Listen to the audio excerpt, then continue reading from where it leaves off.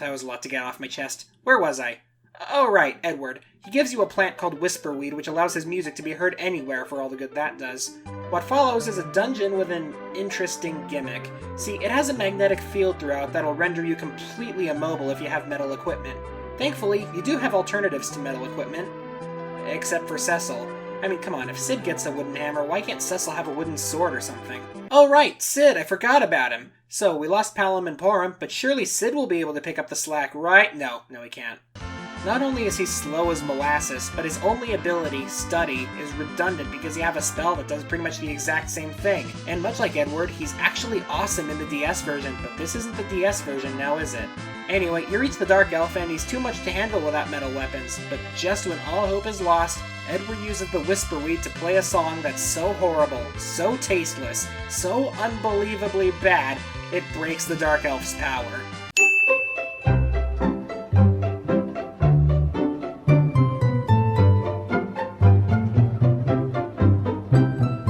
With the Earth Crystal retrieved, it's time to fly to Golbez's hideout and make the exchange. Except, uh-oh, he doesn't hold up to his end of the bargain, so it's time for Tella to finally face off against Golbez with the power of Meteor.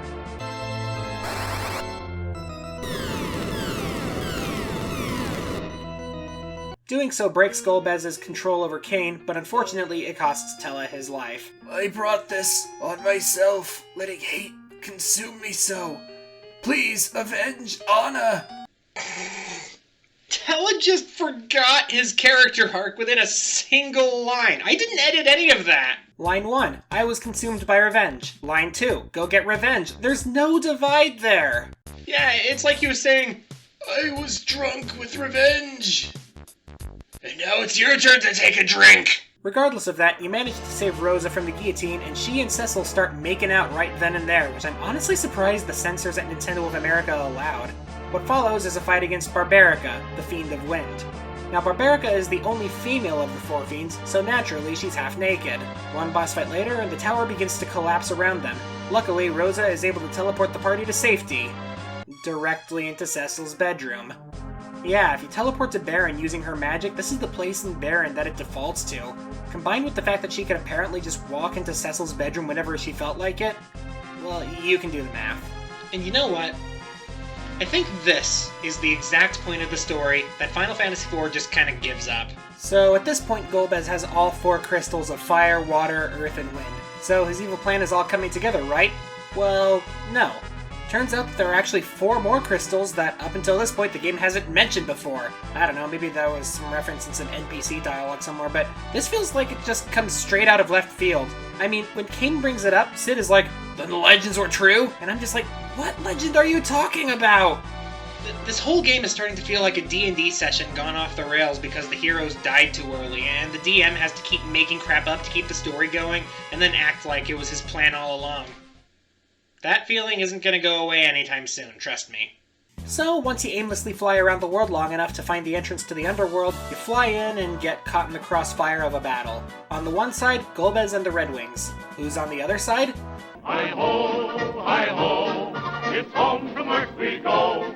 Yes, as it turns out, the underworld is ruled by the dwarves with their beady yellow eyes and their beloved catchphrase, lolly-ho, who live in a castle which looks suspiciously like a nether fortress from Minecraft.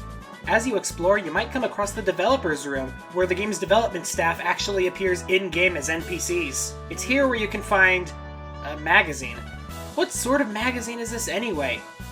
Ah, I see. And if you use it from your inventory, you find out that Cecil really appreciates it.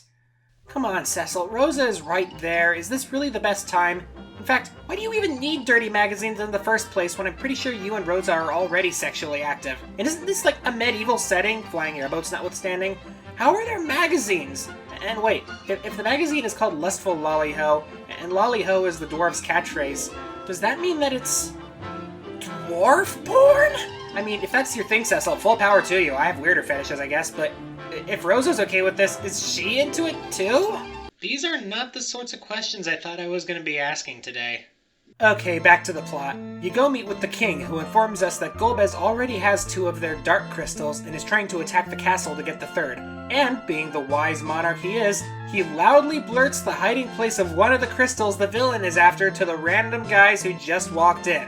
And, shock of all shocks, Golbez was eavesdropping. Like, really guys, what did you think was gonna happen? At this point, Sid leaves the party because, in a rare occurrence for this sort of story, the game actually remembered that convection exists and the airship can't fly over lava. So Sid heads out to secure some mithril plating to protect the ship from the heat. In the meantime, it's time for a fight against a bunch of dolls that Golbez brought to life, which then fuse into one giant doll. You know what? This Chucky reboot is starting to go in a weird direction, but you know what? I think it has potential. Once you're done cleaning up his toys, Golbez decides to take the time to outline his evil plan. Apparently, once he's gotten a hold of all 8 crystals, 4 light and 4 dark, he'll gain access to the moon, which contains some sort of great power, and he plans to use this power to, you guessed it, take over the world. Of course! So it's finally time to throw down against Golbez himself, who proceeds to wipe the floor with you. But just before he can finish you off, you're suddenly rescued by a very familiar looking dragon. Yes, you were saved by Rydia, who's alive, and an adult now. An extremely attractive adult. As you find out later, Leviathan is the king of the Eidolons, and he took Rydia to the Feymarch, their homeworld, which operates on hyperbolic time dilation. In Goku terms, 1 day out here, 1 year in there. So she is, in fact, an adult, so there should be nothing wrong with the fact that she's sexy now, but at the same time, the last time we saw her, she was like 8. You know that horrible trope you see in anime sometimes where you have a girl who looks underage but is secretly 1,000 years old? Yeah, this is really kind of the reverse of that. Anyway, Rydia's gotten some upgrades since we last saw her. She lost her healing magic, but she's gained some really cool new summons, such as Rama, Ifrit, and, of course, Shiva. You betrayed Shiva! With all this at her disposal, the heroes beat up Golbez so badly he's reduced to nothing but a severed hand. But while the characters and Rydia are catching up, this happens. They're creepy and they're kooky, mysterious and spooky. They're all together ooky, the Addams Family. The king then sends the heroes on a mission to infiltrate Golbez's new base of operations to steal back the other crystals he's taken.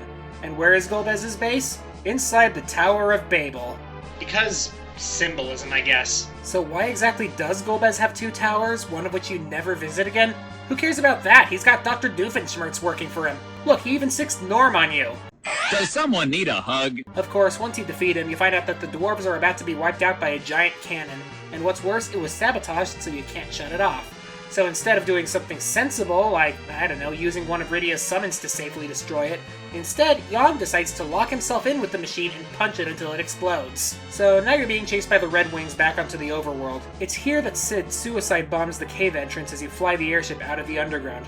The GBA and PSP versions even have Kane point out how eager everyone is to jump to their deaths. So now it's time to find a way back to the underground to finish your job. And after getting back your hover car, you travel to the Ninja Kingdom of Iblan, which was completely wiped out by Golbez's minions and the survivors are living in caves. That stuff break you guys, but if y'all are living here now, you probably won't mind if I ransack the old place. My needs are greater than yours, and my needs compel me to steal everything that isn't nailed down.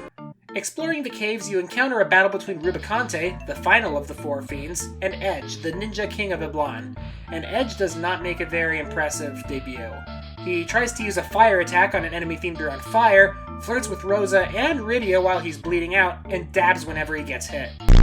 Thankfully, Edge is at least competent enough to clip through the wall to get back into the tower, but as you ascend, you're met with Edge's parents, who were naturally turned into horrible monsters by Dr. Doofenshmirtz's Chimerinator. What follows is a battle against Rubicante, who first of all heals you to fall before the fight. What a swell guy. But the actual battle is really fun, actually. His gimmick is his which nullifies the ice attacks you'd normally use to attack him with while it's up, meaning you have to time your spells to only hit him whenever he shows some leg. But what confuses me is the scene just beforehand, where Edge's fury is strong enough for him to spontaneously learn some new spells, and said fury gives him the power to defeat Rubicante, even though Tello wound up dying because of his thirst for revenge. Then again, he did change his mind 2 seconds later, so I don't know what this game wants me to believe. In any case, you defeat Rubicante and get a brand new airship, the Falcon. Oh, and that whole goal of stealing the crystals back? Yeah, it didn't work. One visit to the somehow completely alive Sid later, and you gain mithril plating to allow you to fly over lava, opening up the underworld to exploration. Granted, there are like 2 other places to go, but you can get access to some new summons, so there is that. Once you're ready to go after the last crystal, it's time to head into the absolute worst dungeon in the entire game, the Sealed Cave.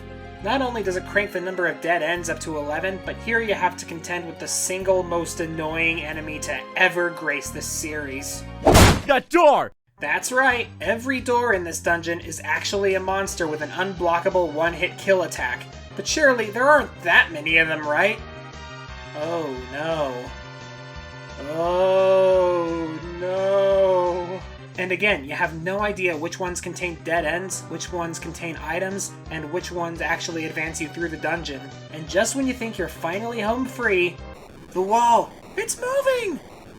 Oh, that's not a problem, just turn edge to stone and have him brace the wall. The demon wall is stress-inducing because it'll instantly kill you if it makes it all the way across the screen, and the music isn't very helpful either. But it's really nothing too bad. Well, we got that last crystal and kept it safe from Golbez, so now it's time to let Cain get mind control again. So yeah, Golbez has all the crystals, that's kind of a bummer. But all is not lost. By going to Mysidia and having the Elder pray to the gods of plot convenience, you summon an ancient airship called the Lunar Whale, which will allow you to travel To the moon! which has a breathable atmosphere, I guess. It's here you meet Fusoya, and no, Fusoya isn't a Skyrim shout, he's a character. But he should have been called Captain Exposition because he gives you a pretty hefty info dump for this late in the game. He's a Lunarian, a race of spacefaring refugees who put themselves into an extended hibernation so they can wait for humans to catch up to them evolution-wise. But one Lunarian, Zemus, didn't want to wait for that to happen, deciding it would be easier to just wipe humanity clean off the planet and move into the vacancy they left behind. This guy is the real villain. So, you know how Golbez has been built up to be this really cool and intimidating and powerful villain? Well, all that build-up just went right out the window. And I especially love how the characters just kind of take for granted that Golbez himself is being controlled. They've just been conditioned to expect it by this point. But that's not all. It turns out that Cecil's dad was an alien as well, named Kluya, and the voice that gave him the sword was, in fact, his father, which I find hilarious for reasons I'll get into in a minute. In the meantime, Fusoya joins your party. You return to Earth, but oh no! The power that Golbez was seeking turns out to be a giant robot! A giant robot that's easily taken down by conventional weaponry.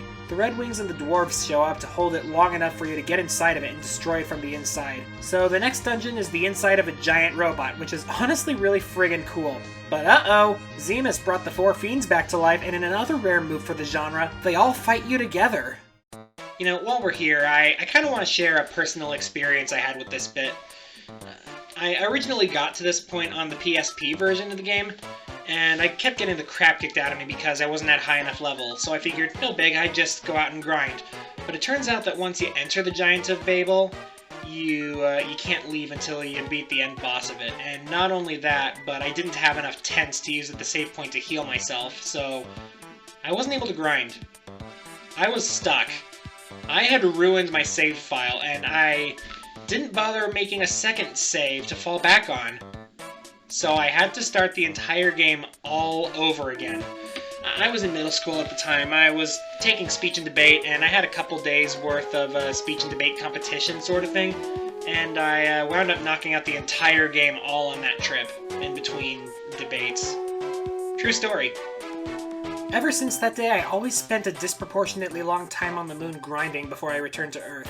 And returning to that point now, I was blown away how much easier they were. Like, dang, I remember these guys being way harder my first time. The actual boss of the Giant of Babel, the CPU, isn't much harder. There's a really easy trick to it, but I was lazy and decided to just brute force it. Oh yeah, by the way, the end boss is just the CPU. You have a sword and sorcery setting where the main character is a holy knight, and you have to destroy the CPU of a giant robot. This game is wild. Once that's taken care of, Golbez shows up again, but this time, Fusoya is able to break Zemus' control over him, and you learn that his father's name was also Kluya, meaning he was Cecil's brother all along. Either that or it's just a massive coincidence. I mean, I know nothing about Lunarian culture. For all we know, Kluya is a common name there as much as John is for us. Anyway, this is where the DS version's most interesting addition kicks in. See, Cecil humors the possibility that Zemus could have potentially used him instead of Golbez, and Golbez's real name is Theodore, by the way. But Golbez said that there was corruption in his heart that was already there that Zemus just took advantage of. Most of the time, they just leave it at that, but in the DS version, they treat us to a lengthy, playable flashback where we get an extended look at his, Cecil's, and Kluya's backstory. It's really cool, actually. I won't go into details here, but I will say that I find it hilarious that the crux of his turn to evil was all because he didn't know how to cast a level 1 cure spell. Another thing that I find hilarious, this means that since the voice on Mount Ordeal was actually Cluia the whole time, he was basically telling Cecil, "My son, I want you to go kill my other son." But enough awkward family reunions. Golbez and Fusoya are off to the moon to defeat Zemus once and for all. I mean, his evil plan has been foiled, sure, but we still need to go up there and murder the guy. Oh, and Kane got over his brainwashing and joined the party again. That's a thing. And the characters still act like it was his fault somehow. So now it's time for our heroes to hop in the lunar whale and... oh, jeez, this scene.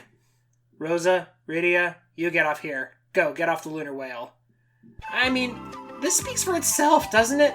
I mean, Rosa's the main healer, and Rydia has the highest damage output in the game, but we can't have that filthy X chromosome getting in the way. We'll be fine with the guy who keeps getting brainwashed into turning evil, and the guy who spends half of the game passed out on the floor.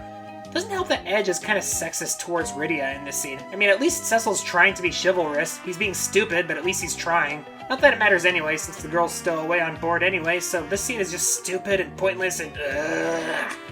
In case I haven't made my point abundantly clear by this point, this game really doesn't like women. Anyway, it's time for the final dungeon. Here we got the toughest enemies in the entire game, guarding the best weapons and armor. The lunar core isn't the worst, it's just really long and drawn out. Finally, our heroes arrive at the bottom to confront Zemus, but Golbez and Fusoya already have the situation under control. And with that, the heroes celebrate their victory. What, you're not going to go look for the guy controlling Zemus? Not that it matters that much, since, surprise, surprise, the battle isn't over yet. Zemus's corpse catches fire, I guess, and becomes Zeromus, the manifestation of all of his anger and hate. Zemus's powers were all mental in nature, so I guess it's some sort of psychic ghost. And try as they might, Golbez and Fusoya can't put him down no matter how many meteors they dump on him. Zeromus wipes out the entire party and is ready to, I don't know, destroy the world, I guess? It's at this point that the writers realize they wrote themselves into a corner, so the heroes are healed back to full strength by the power of friendship and teamwork and love and the heart of the cards and whatnot, with all the other characters appearing in spirit to encourage the heroes. Even the ghost of Tella makes an appearance. Also, Golbez and Fusoya, did you really need to appear in spirit when you're like 2 feet away? Anyway, Golbez gives Cecil a crystal and tells him to use it to reveal Zeromus' true form so he can be killed.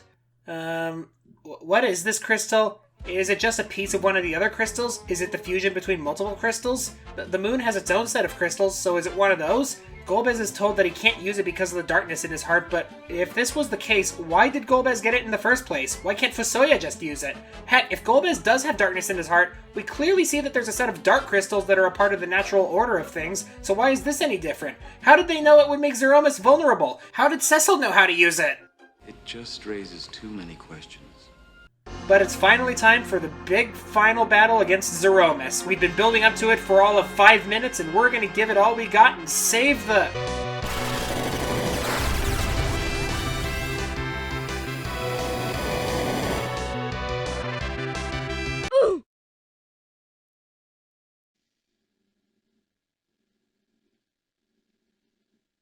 Here's the thing, Final Fantasy IV is not a very grindy game. When I did grind before this point, it was never because I was at a roadblock that I couldn't get past. It was mostly so I could just have the characters learn a specific spell before a certain fight. Here, though, I spent 3 hours grinding just so I could survive Zeromus' Big Bang attack. He spams it constantly, and it does a truckload of damage, but the thing is, the damage is really inconsistent, meaning sometimes everyone tanks it just fine, luring you into a false sense of security before the random number gods just decide that it's time for me to lose. If you want my advice, don't attempt the fight until Rydia has over 2000 HP. She's the squishiest character in your final team by a good margin, so if she's got enough HP to survive Big Bang, then everyone in your party will. Once you've buckled down and done your grinding, the fight is actually pretty fun. It's the ultimate test of your timing, strategy, reflexes, and planning skills, backed by an absolutely epic piece of music.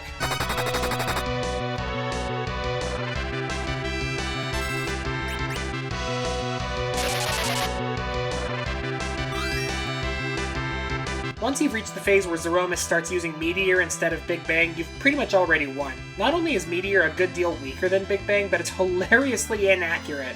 It's just so satisfying to finally land the final blow and see the guy finally go down.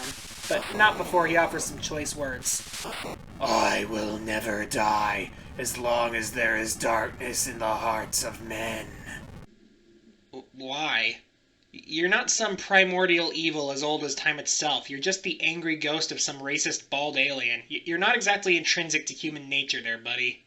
Anyway, it's time for the wrap-up. Golbez decides to go into hibernation with the rest of the Lunarians because, let's face it, mind control or not, he can't exactly walk into a grocery store after the crap he pulled. Cecil and his brother reconcile one last time and they all go back to Earth, where we see an epilogue showing where everyone ended up.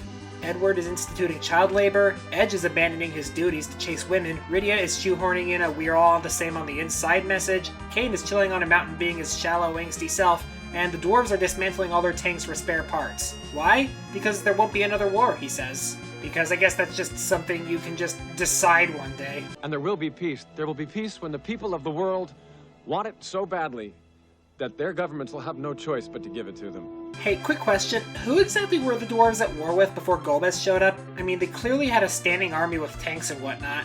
But most importantly, Cecil and Rosa tie the knot and become the new king and queen of Baron. Funny thing is, in later versions of the game with better graphics, you can tell Rosa went through the effort of dressing up for the occasion, but Cecil's wearing the same grody armor he's had on since Mount Ordeals. Come on, man, you wore that thing through a swamp. You wore it through the land of the dwarves, which can't smell very good. You wore it to the freaking moon, and they have bacteria the size of people. Change your clothes already! And on that note, it's time for the end credits to finally roll. And that was Final Fantasy IV, and I gotta say, it wasn't as good as I remember it being. Maybe it's just because I got used to the later updated versions, but this game definitely had some rough edges. The story started off strong, but went completely off the rails halfway through, with new plot points just haphazardly thrown in at random with no build-up, characters repeatedly and frequently getting killed, but not really, for little more than shock value, a villain that really dropped the ball, and bizarre issues with women. That said, this is still a really fun game. The dungeon design wasn't the best, but it could have been a heck of a lot worse. The difficulty curve is pretty smooth, endgame grinding notwithstanding, but honestly, grinding before the end boss isn't too out of the ordinary. And not only did it introduce the ATB system, but it had some really well-designed boss fights that take full advantage of it. I think the greatest strength of this game compared to other titles in the series is how straightforward it is. It's also one of the shortest games in the series. A standard playthrough will only take you 15 to 20 hours, while most other Final Fantasy games break 40. Honestly, if you wanted to start looking into the series but don't know which game to start with, I fully recommend starting with 4 as your first Final Fantasy. So while I do have some serious issues with this game, at its core, Final Fantasy IV is still a very serviceable classic RPG. The question is, which version is the best? Like I said, your main options are the PSP version and the 3D remake. If you're just looking for a more streamlined version of the original, get the PSP version. It's got lovingly drawn remastered graphics and it's based off the GBA version, which means you can actually freely change your party at the end of the game, and you have a really cool post-game dungeon to explore. Then there's the DS version. I always saw that one as the version you'd play if you've already beaten Final Fantasy IV. The difficulty's cranked up quite a bit, but the characters are rebalanced so the useless ones like Edward and Cid are actually really good. You get some expanded story scenes in the form of various flashbacks, and it has the best English localization out of all of them. It also has a ton of replayability in the form of augments, which let you take the abilities of characters who've left the party and give them to other characters. It's nearly impossible to find them all without a walkthrough, but the fun thing is they actually carry over whenever you start a new game after beating it. Which means that if you want to start a second playthrough, it's very possible to break the game sideways right out of the gate. My personal preference is the DS version because it smooths out a lot of the original game's wrinkles, but if you want to experience this game for the first time, I'd go with the PSP version. So my final verdict? Final Fantasy IV is decent, 7 out of 10, although with the DS version's additional features, I'd give that one an 8.